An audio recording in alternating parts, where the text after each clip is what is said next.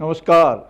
जय श्री राम, जय श्री कृष्ण। हमारी YouTube चैनल में आपका स्वागत है। हमारे इस वीडियो को लाइक करें, हमारी चैनल को सब्सक्राइब करें और ये वीडियो को ज़्यादा से ज़्यादा शेयर कीजिए ताकि आपके स्नेही मित्रों तक सही जानकारी पहुंचे और सही मार्गदर्शन मिले।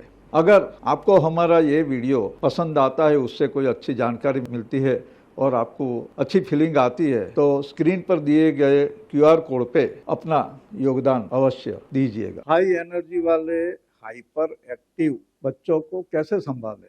आजकल हम देख रहे हैं कि छोटे बच्चे 3-4 साल से लेके 12-15 साल तक के बच्चे इतने एक्टिव हो गए हैं। आज जिस तरह से सोशल मीडिया और इंटरनेट का जो व्याप बढ़ गया, उसकी वजह से जो गैजेट्स उनको मिलते हैं उसकी वजह से और उसमें जो चीजें आती है वो देख के बच्चे इतने एक्टिव और कभी कभी हाइपर एक्टिव हो जाते हैं। और दूसरी बात है, फिजिकल एक्टिविटी ज्यादा करने का मन नहीं होता उनको। अब ये समस्या इतनी व्यापक हो गई है ग्लोबल कि जिसके बारे में आज भी जो एजुकेशन में और सोशल फील्ड में है वो लोग बड़ी चिंता व्यक्त करते हैं। हमारे यहाँ भारत में भी आजकल जो बच्चे ये 2010 के बाद में 12 के बाद में जो आए हैं उनकी एक्टिविटी देख के हमें भी आश्चर्य हो जाता है। तो ये वजह ये है कि जो इंफॉर्मेशन का जो बाढ़ आई है, समंदर खुल गया है, तो वो उनके छोटे दिमाग में जिस तरह से उसका परसेप्शन आना चाहिए वहाँ गड़बड़ियाँ होती है। और माता पिता क्योंकि इतना ध्यान नहीं दे पाते, अगर ध्यान देते हैं तो उनको वो समझ में नहीं आता कि किस तरह से इस बच्चों को उनकी एनर्जी को, वो उनकी जो स्मार्टनेस है उसको चैनलाइज किया जाए। अच्छा, उन पर अगर आप कठोर सजा या ऐसे डांटना डूटना करते हो तो वो रिएक्टिव हो जाते हैं, बड़े रिएक्टिव होते हैं, यहाँ तक इतने घर छोड़ के चले जाते हैं। या तो अगर ऐसे एग्रेसिव हो जो उनकी बेसिकली, तो वो सामने माँ बाप को हाथ उठा लेते हैं, ईजा भी कर देते हैं, घायल कर देते हैं। तो ये और भी चीजें है कि बच्चे को जिस तरह से हम बड़ा कर रहे हैं उसमें कुछ डिसिप्लिन जो शुरू से रखनी चाहिए वो रख नहीं पाए, या तो हमने वो छोटा बच्चा है 3-4 का तभी से उसको ये सब छूटछाट दे दी। अच्छा, पहले ये था कि कुछ डिसिप्लिन रहती थी। जॉइंट फैमिली में बच्चे जिस तरह से बड़े होते थे डिसिप्लिन ऑटोमेटिकली आ जाती थी, क्योंकि घर के दूसरे बड़े बुजुर्ग जो होते थे वो उनको कुछ न कुछ स्टोरी कहना, ये करना, दूसरी बातें सिखाना और जो नॉर्मल व्यवहार है उसके बारे में अच्छी अच्छी बातें समझाना, ये सब चीजें होती थी। लेकिन आज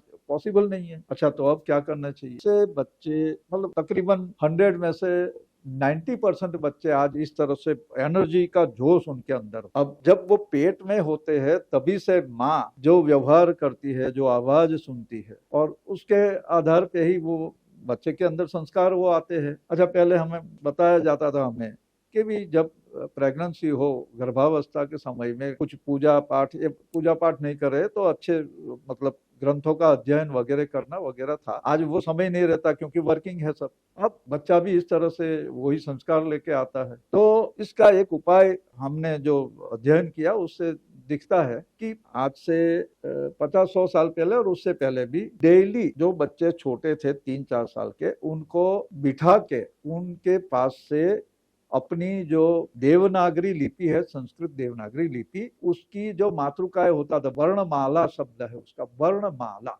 उसका पठन किया जाता था कि हर रोज शाम को संध्या काल के बाद जब खाना वाना हो गया तो बच्चों को बोलते थे चलो बैठ जाओ और बोलना है कैसे तक है, अ आ ई उ, ये पूरा 16 अक्षर होते हैं, ये स्वर है। और बाकी जो क से लेके क्ष तक व्यंजन वो पूरा पाठ कराते थे। अपनी ये देवनागरी लिपि की ये जो वर्णमाला है जिसको मातृका बोला जाता है, हर एक अक्षर का अपना एक वाइब्रेशन से अपना एक महात्म्य है। और उसके अंदर जब बोलते हैं तो वो गले से आवाज निकलती है। और जो योग की परिभाषा में देखा जाए तो गला यानी विशुद्धि चक्र। अब विशुद्धि चक्र जो है वो उसकी तन्मात्रा है शब्द, ठीक है।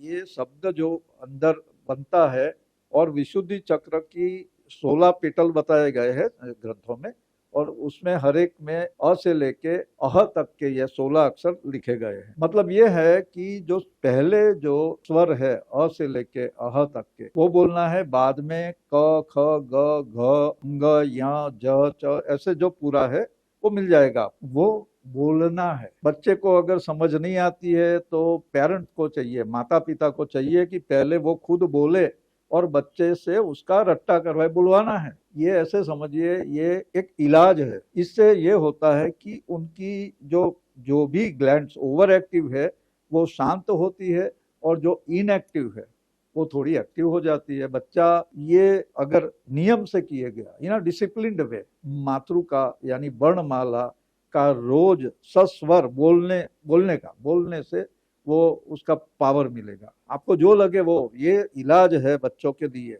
जो छोटे हैं 3 साल से समझ लो आप, वो उसको करवा सकते हो। और ये अच्छे से बोले, स्पीड में बोलना जरूरी नहीं है, चाहे उसमें 2 3 4 5 मिनट से ज्यादा समय लगेगा नहीं, लेकिन वो 3 4 बार बोलवाइए। फिर आगे जाके उनको अ आ ई तो हो गया, ये वैसे क के साथ पूरा करके क का की ख खा खी ग गा गी ऐसे बोलवाना।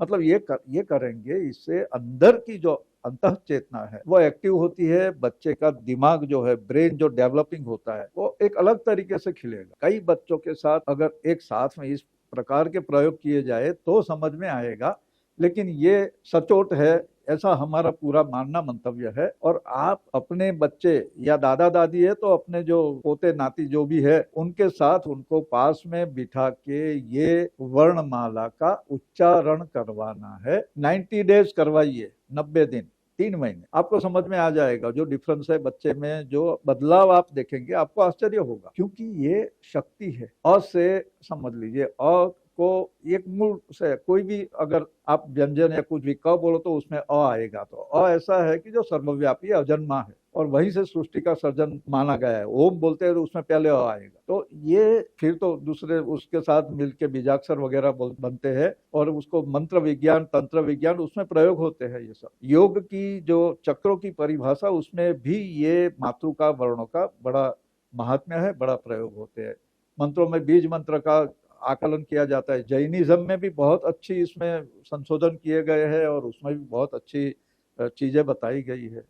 लेकिन बेसिकली बच्चों को शुरू से ही आप ये वर्णमाला का पठन करवाइए, उच्चारण करवाइए, अवश्य लाभ होगा।